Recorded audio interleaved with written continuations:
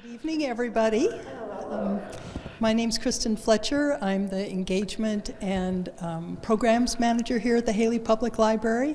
And tonight we have forensic chemist Cat Helms speaking about the death cap mushrooms as part of our occasional series, which we're thinking we might lengthen, called Pick Your Poison. It's been such a fun series.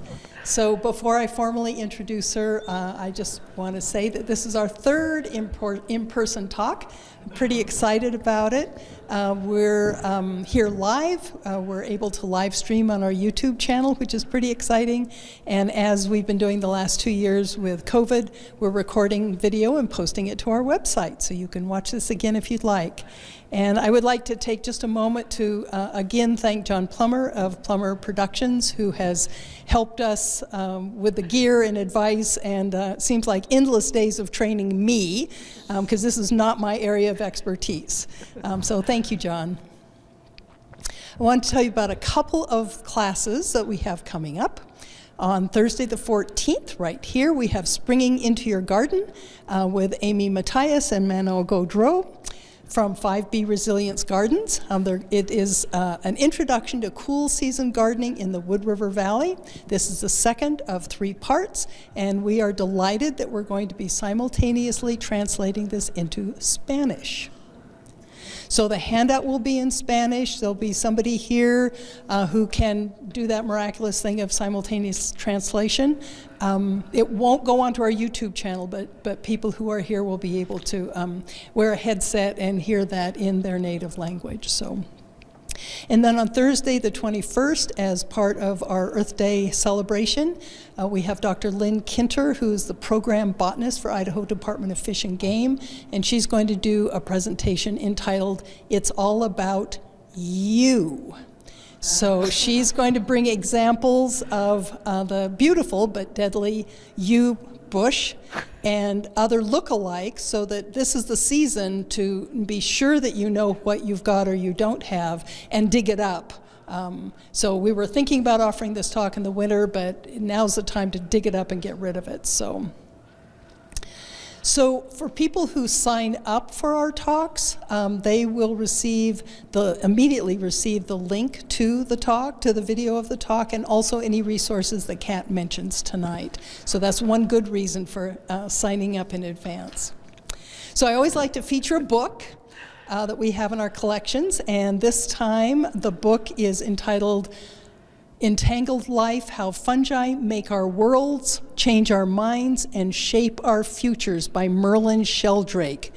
And it says in here, the brilliant young biologist Merlin Sheldrake provides us with an exhilarating change of perspective by showing us the world from a fungal point of view.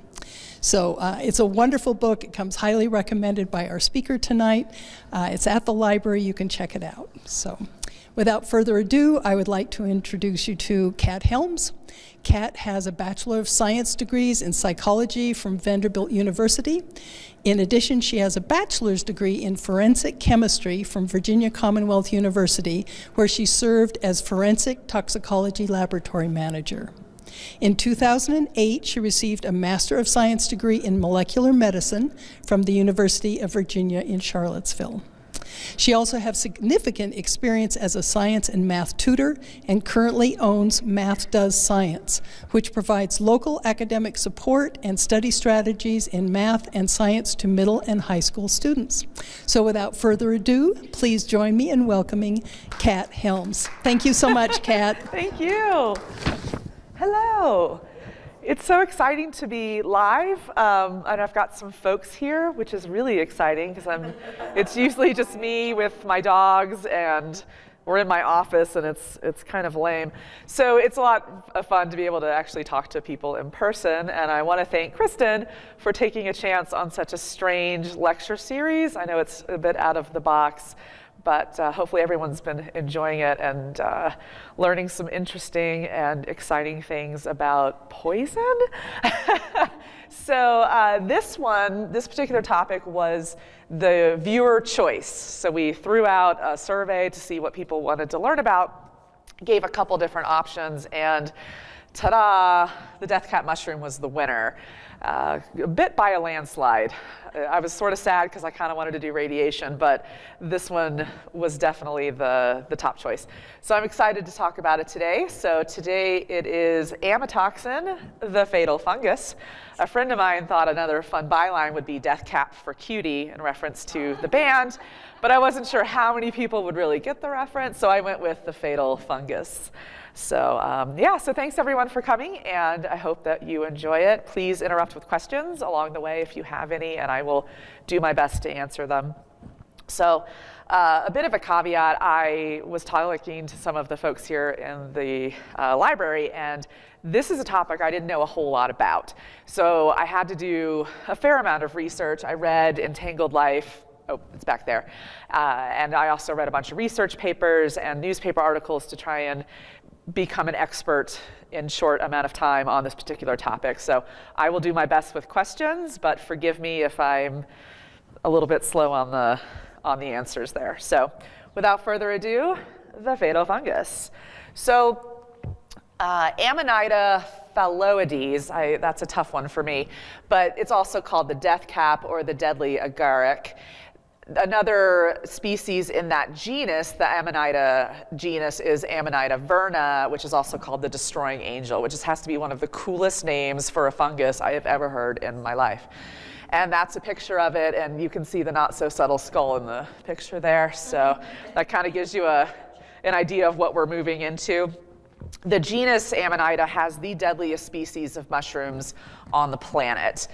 1% of all mushroom species, and there's about 100 million of them.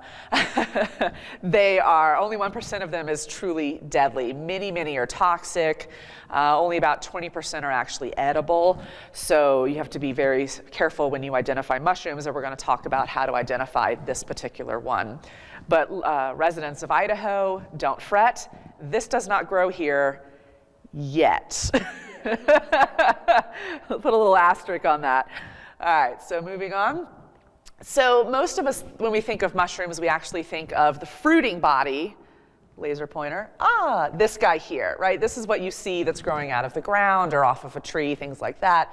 And this is actually the fruiting body, and that's only a small portion of the mushroom life cycle. So the whole point of making this fruiting body is so that the spores can be released from what are called the gills, which are underneath the cap of a mature fruiting body of a mushroom. The spores are then dispersed by wind or critters or anything in particular, and they germinate and they form what are called mycelium, which look like these little tiny roots, and they spread and spread and spread. And when conditions are just right and they have just the right amount of nutrients, carbohydrates, things like that, they will form this primordia, and eventually they'll turn into the fruiting body that we all know and love, and then the cycle continues over and over and over again.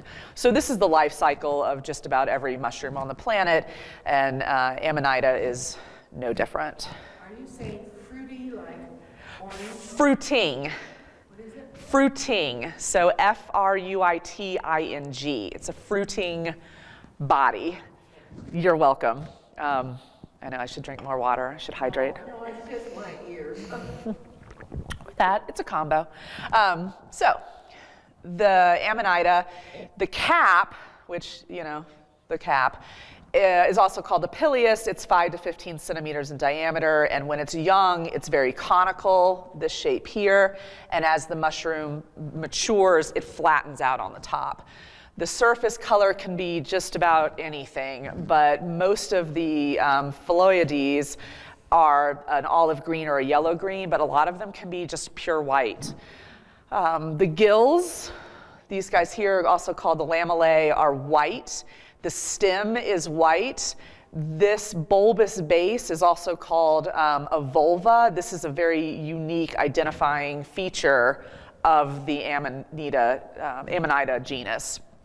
So when you are collecting mushrooms, be sure to dig it up so that you can see this, so that you don't make the mistake of cutting it at the cap or the lower part of the stem and then eating it, and then you're in trouble. So another defining characteristics of some of the genus is this ring right here, but not all of them have it, so that's not a reliable source. So the stem or the stipe is white, as you can see, and this is the vulva. It's a very distinctive feature, and these can grow between 8 and 15 centimeters tall. But mushrooms can be, teeny, teeny, tiny, and they can also, puffballs can be the size of a basketball. So size is also not a super reliable source of identifying mushrooms all the time. So during the summer or autumn, these are typically found under beech or oak trees. They are rarely found under pine trees. So, if you find some mushrooms under pine, it might not be this, but that's not always the case. It's mainly found in Europe, but it is spreading to the coast of the United States, and we'll talk about why that is. The verna, or the angel of death, is in Europe, Canada, and in the US. And this is sort of showing the life cycle of the Amanita phalloides from its maturation to the full-on fruiting body that's right here. And again, notice the vulva on all of them, definitely a defining feature. If you handle them and then touch your mouth, is that poison transfer? Every part of this mushroom is deadly, and cooking will not remove any of the toxins. Is it poisonous to humans? Oh, I'd be happy to. Oh, so the question was, if you touch the fruiting body of the mushroom and then, touch your mouth, could it have an effect? The answer is yes. Every part of this mushroom is toxic, and cooking does not remove the toxin. So, wash your hands and don't eat these. Poisonous to everything? Is there any animal that eats them? We're going to talk about it. But that's a good question. So the question was, is it poisonous to every living organism that comes in contact with it, or is it human specific? And we'll get to it soon. Great lead-in question, I love it. So the Amanita is considered a mycorrhizal fungus. So not all funguses do this, this one does. So it colonizes the root system of plants, and it actually has a bit of a symbiotic relationship with trees. And so the mushroom itself has these nutrient absorbent capabilities, and then will transfer their nutrients to the tree, and the tree will provide the fungus with carbohydrates that are formed during photosynthesis, because mushrooms do not photosynthesize. Fungi are a fun, strange group of organisms because they're not quite animals, they're not quite plants. They don't photosynthesize like plants do, but they're not what you would think of as a typical animal. So there's some sort of weird hybrid between the two of them. And so most of them need to get their carbohydrates and other things they need to live and grow from other organisms. And sometimes it's symbiotic, sometimes it's parasitic. It just depends on the species of the mushroom. So the Amanita specifically is growing in symbiosis with the roots of oak trees, but as mentioned before, you can find them by beech, chestnut, birch, and certain filberts. So what's cool about the Amanita is that plants that are in a mycorrhizal relationship with any of these fungus will actually grow 10 times faster than without, because of that exchange of nutrients. It's actually really cool. So roots of trees fuse with the mycorrhizal fungus. So if you remember, I talked about the mycelium of the mushrooms. It's this jumble of white strands here, and it'll fuse with the roots of the tree itself, and it'll transfer nitrogen, potassium, calcium, and sodium to the tree. And the trees transfer the sugars to the fungus. Without those carbohydrates, those mushrooms would be unable to form the fruiting body. They actually need it to build the structure to disperse the spores. So it's actually a really cool relationship that is being studied and analyzed, and in the book Entangled Life, he goes into a lot of detail about that. So this combination of the mycelium of the mushrooms with the roots of the trees forms what's called the Wood Wide Web. Oh, I love it. So as you're walking through the woods, you may not realize this, but you are standing on top of an information and biochemical superhighway. Very cool stuff. So this allows plants to communicate and help each other out using the mycelium of the mushrooms as a highway system. It's very cool. So it's called the mycorrhizal network, and they can transport carbon, phosphorus, nitrogen, water, defense compounds from plant to plant. So it just acts as this little highway. And trees linking to the fungal network help out their neighbors by sharing resources, warning about enemies like insects and things like that. And then they can also sabotage unwelcome plants by spreading toxic chemicals to keep those plants away. And it's all by using the mycelium of mushrooms. It's the coolest thing. When I had no idea, and I learned that, and my mind was just blown. And also, I just thought the name was so clever, the Wood Wide Web. So you'll never walk in the forest again without thinking of the Wood Wide Web. All right, so there's an example of it. So there's some trees, right?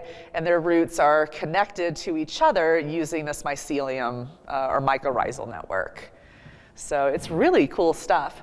Thought it was just really neat. So now we're going to talk about the deadly stuff. Now the fun stuff's over. So we're actually going to talk about amatoxin, which is the actual toxin that is found in the Amanita phalloides. Never going to get that one down. But yeah, so this is the toxin. That is the structure of it. In case you're a nerdy organic chemist like myself, it's actually a really cool structure. All fungal toxins are called mycotoxins. Myco is the root for fungus, so it's a mycotoxin.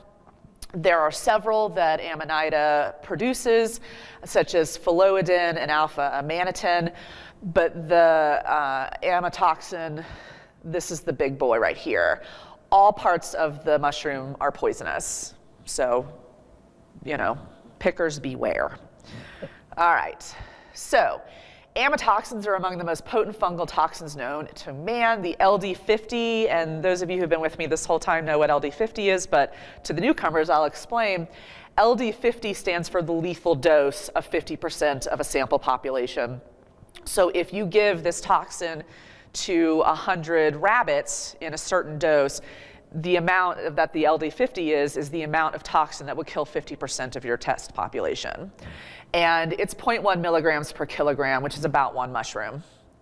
So be careful. One mushroom actually may contain between 10 and 15 milligrams. So, but again, you can't rely on the size or anything to figure out what the dosage is. You just are playing some Russian roulette, my friend. So the toxin is not removed by cooking, as I said. So you're, if you saute it with some morels, you're going to have a bad day. So the Amanita or Amanita category of mushrooms are responsible for more than 90% of mushroom deaths worldwide.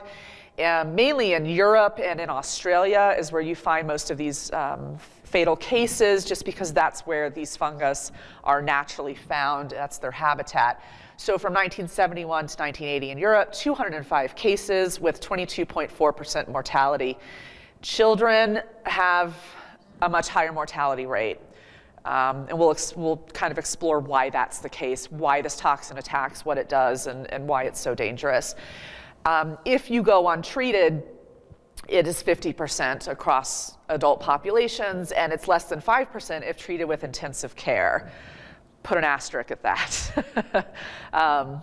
But all over Europe and in parts of Australia, you will see these signs that warn you that these mushrooms are in the area. So if you are going to be collecting mushrooms, you need to be very careful about identification, and when in doubt, don't pull it out. I read that somewhere and thought it was quite clever. Okay, so why is this toxin so deadly? And the answer is, we don't really know. The prevailing thought is a defense mechanism to prevent the mushrooms from being eaten so they can distribute their spores, right? If you're not in the gut of a squirrel or something, then you can disperse your spores. The life cycle continues. However, humans are not part of this spore dispersal mechanism, so the alpha amanitin toxin is just a real unfortunate coincidence. So we talked about tetrodotoxin last time, and that was the toxin found in pufferfish. And the reason that pufferfish don't succumb to the effects of tetrodotoxin is because they're missing certain sodium channel, like the genes that code for their sodium channels is different, so there is no binding site for this toxin. Unfortunately for us, we are very susceptible to this, but not all species are susceptible to this particular toxin. So to answer your question, humans just it's real sad for us because we like to eat mushrooms, but other critters in the woods can eat these without a problem. Yeah, so it's one of those. I didn't really go into which species are able to down one of these suckers and be okay, but I know that it's part of the ecology of the area that some animals can actually munch on this. I think they said deer can eat this and not have an issue, but if you eat this, you're going to have a real bad day. So what does exposure do? So the clinical presentation has 3 phases, and they just keep getting worse, so buckle up. So phase 1 happens 6 to 24 hours post-ingestion and lasts about 2 to 3 days. Vomiting, severe abdominal cramps, severe diarrhea, and if you have severe enough diarrhea, it will actually mess up your acid-base balance, your electrolyte balance. You'll get hypoglycemia, dehydration, and hypotension, which is low blood pressure. And you can actually die within the first 24 hours due to massive fluid loss. And this is why as soon as you suspect that you may have been exposed, you need to go to the emergency room and get on fluids right away. All right, so that's phase 1. All right, so phase 2 is also called the false recovery period. Oh, we love these, right? Oh, I had this stomach thing and now I feel fine, but you're not fine. Your liver is slowly dying. So, and this is happening 18 to 36 hours post-ingestion. So you get these transient clinical improvements in your gastroenteritis symptoms, but you get rising liver enzymes in these patients because the first place this toxin goes is to your liver. The reason is most of the time when you're exposed to this particular mushroom, you have eaten it. It's not like you're going to rub it all over your body, right? You're going to eat it. And as soon as it passes through your stomach, the first blood vessels that it's going to go into head to your liver. And then your liver does a lot of filtration and things like that.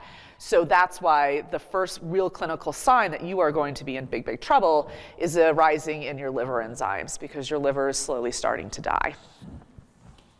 Yeah, ready for phase 3? Oh yeah, it's a winner. So, it's real bad.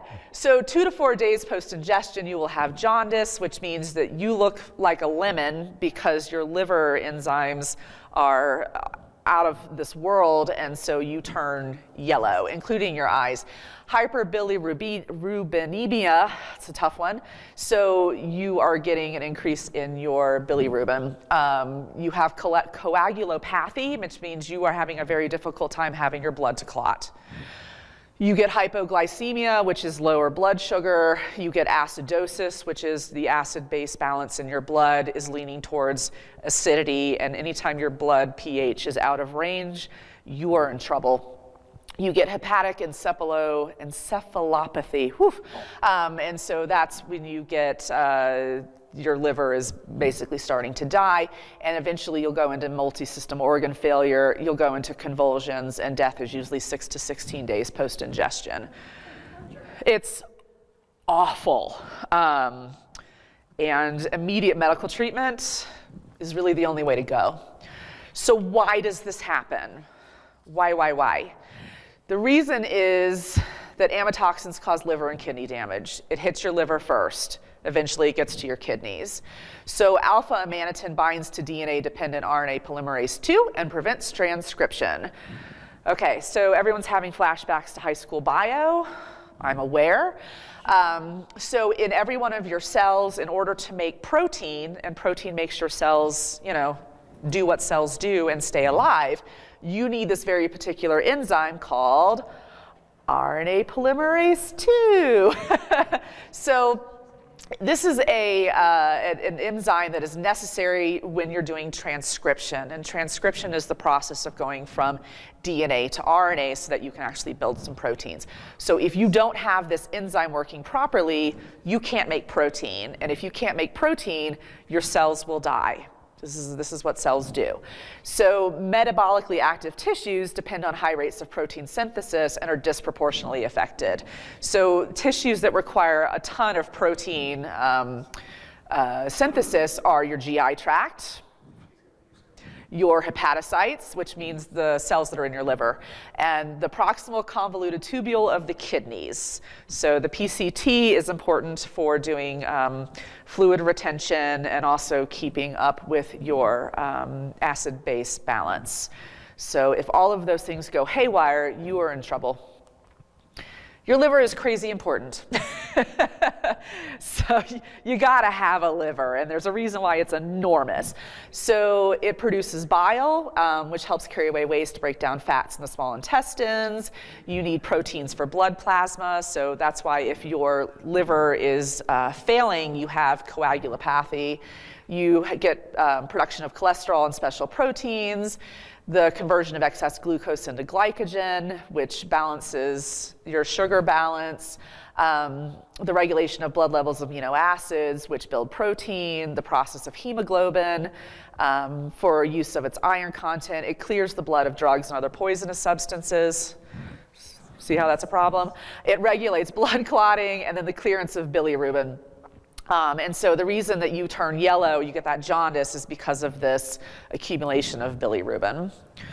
So yeah, your liver is crazy important. So I know, sad liver, sad liver. So the main risk is liver necrosis with acute hepatic failure and subsequent complications. So you can go into hepatic coma, you get coagulation disorders, and eventually you go into renal failure. So this toxin is a real bummer, and it definitely is liver specific. But eventually it will make your way to your kidneys. I couldn't find sad kidneys, I just found sad liver. I have a question. I love it, yes. If it's so horrible, why does it take 6 to 16 days to kill you? Well, it takes a decent amount of time to kill a liver. Okay. Yeah, I know, poor liver, yeah. Yeah, so the cellular death is not instantaneous like it would be if you just got hit with a blast of radiation or something. It does take some time. And your body is going to do everything it can to fight to keep your liver alive. But eventually you're going to hit the tipping point where it's the only thing that you can do to save you is do a liver transplant. And even then it's not entirely effective because sometimes the damage is just too catastrophic. But yeah, it does take some time to hit that threshold. I know it's a... Keel over immediately. No. I know some people are like, I ate it, and I just right? Yeah, no. 6 to 16 days of this? No, it takes some time, and it is not pleasant at all. But yeah, that's one of the misconceptions, is that once you eat this mushroom, you've got maybe 24 hours to live. That is not true. This is a long and painful, horrible journey that you will be going on with your sad liver. Poor liver. So, okay, how do you treat this? Oh, I did find sad kidneys. They're sad.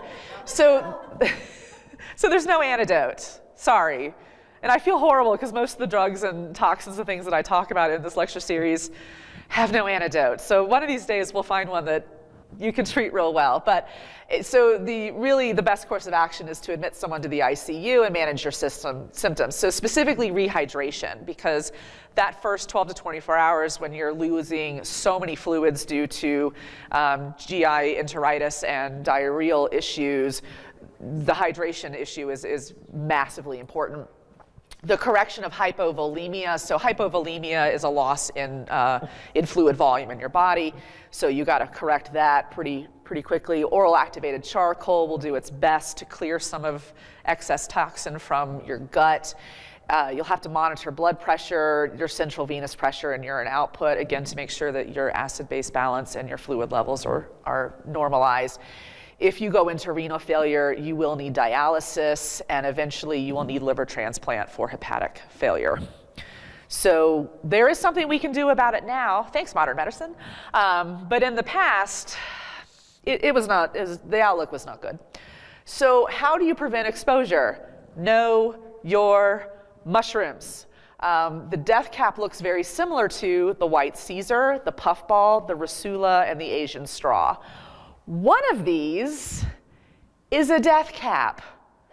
Which one is it? That's an Asian straw. It's got like a blue tint. Uh-huh. Oh, it is. Yeah, so even though you see the vulva, that is an Asian straw. That's fine, you can eat that. I'm not eating any of these. I don't trust any of when I first made this slide, I forgot which one was the death cap, and I went, oh no, I'm in trouble. So this one is the puffball. That is the white Caesar, I think. See, even I'm not entirely sure. I think this one. Nope. This one? Oh, see? So I'm going to leave all of these alone. I know for sure that this is the Asian straw. I do remember that one. I know that's the puffball. But the rest of these, I would have to leave it to the experts. Just go to the grocery store. Oh yeah, sure. So I would just go and get, little packages, pre-sliced buttons or portobellos and shiitakes. I'm fine with it. But as far as foraging, I mean, wild mushrooms are an excellent source of vitamin D and other nutrients. But if you don't know what you're doing, this could end in tragedy. So Question that you might not know the answer to, but do all of these grow in the same ecology? No. No. They do not. Okay. So that's another way that you can tell is, what is it growing near? If it's growing near a big old redwood, chances are it's probably not going to be an Amanita. But I don't trust myself enough to make that distinction. So I'm just going to leave those little fungi to do their fungi thing. All right, so yeah. So if you go and pick mushrooms, just be sure to go with someone who knows what they're doing. So yes, don't eat these. So a fungus among us. So the death cap is actually showing up in California and on the east coast of the United States. It used to not be here. It is working its way across the US. The thought is it came from European chestnut trees that were transplanted to America. So after the chestnut blight, which was also a fungus, not our fungus, but another one. So it was a parasitic fungus, but the European chestnut trees were brought into America to sort of help replenish all of the trees that had been lost. And in the dirt surrounding the root ball of these trees were the mycelium of the Amanita fungus. And no one really knew about the Wood Wide Web or the role that mycelium play in the health of trees. And so these trees were shipped all over the world, thus taking, it's like the Johnny Appleseed of poisonous mushrooms. Here we go. We're just going to sprinkle them everywhere. So it's also showing up in Australia and South America associated with oak trees that are being brought over from Europe. So a lot of folks are putting up signs that tell you that someone has spotted one of these mushrooms in this forest. And so if you're going to forage for mushrooms, you need to be very alert and aware that these are out there. All right, so it wouldn't be a pick your poison without some famous people dying from some crazy things. So famous death cap victims include Roman Emperor Claudius in AD 54, Pope Clement VII in 1537, and Holy Roman Emperor Charles VI in 1740. The assassination of Charles, there he is, looking pretty dapper, it actually sparked an 8-year war of Austrian succession.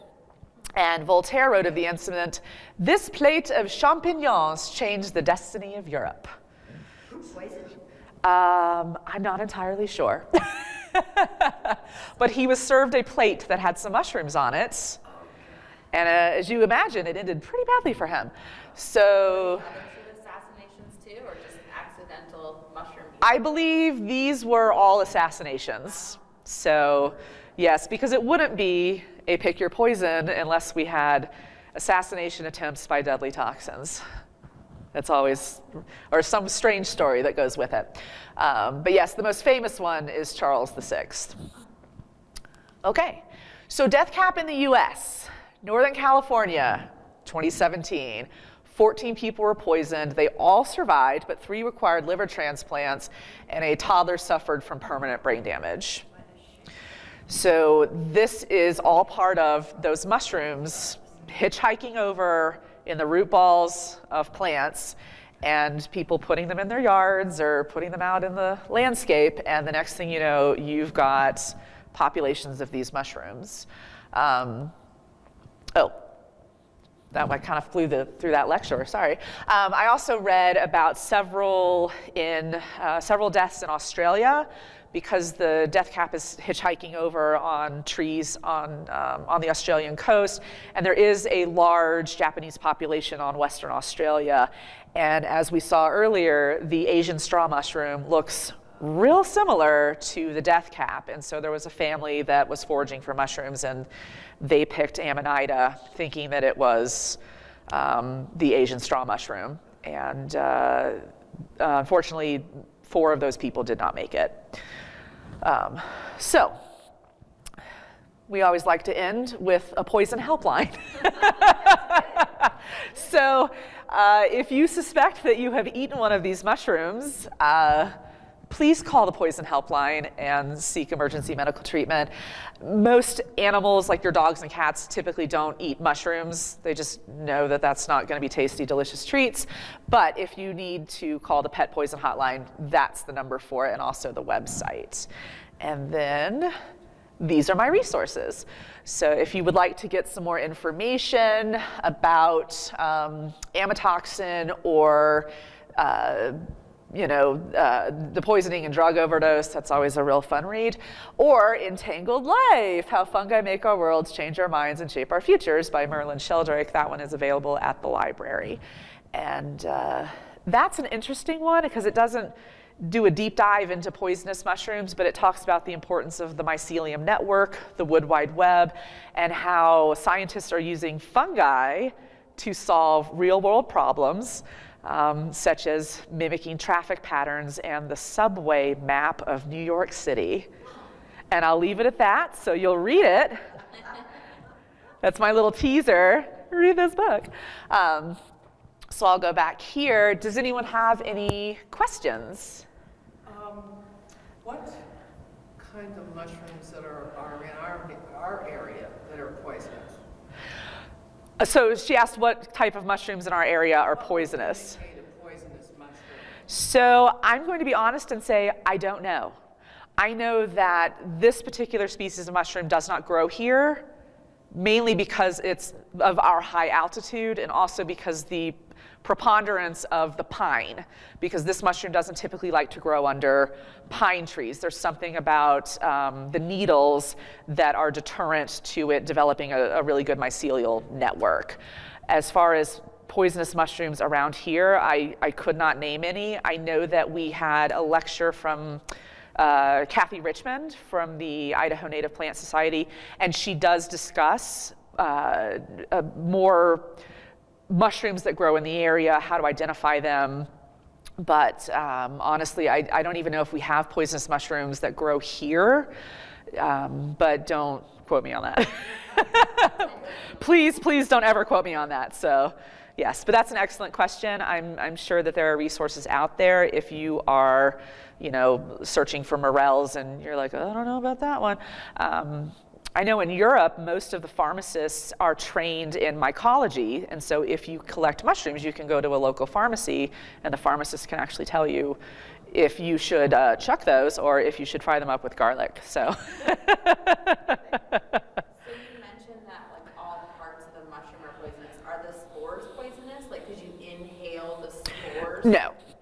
So so the question was, are the spores, because every part of this mushroom, the fruiting body itself, does contain the amatoxin, do the spores? And the answer is no. There's no selective pressure for the spores to contain the toxin. Let's hope that stays the same. Yeah, we don't need poisonous spores floating around in a post-COVID world. Yeah. And I know we had talked earlier about the hallucinogenic effect of some of these mushrooms. and how some folks have been microdosing on another species in the genus, Amanita, and it's the Mascaris or Mascarens, one of those. Yeah, and it's the one that you see in all of the fairy tale books, where it's got the red cap with the white little spots on it. And that one does contain hallucinogenic chemicals. I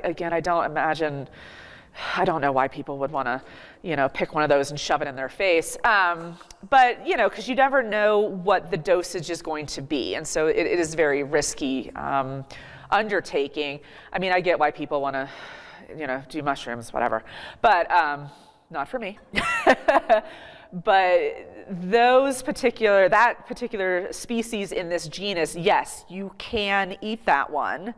It is an irritant.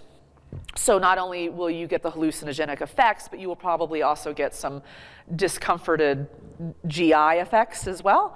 But that's a trade-off for everybody. You do you.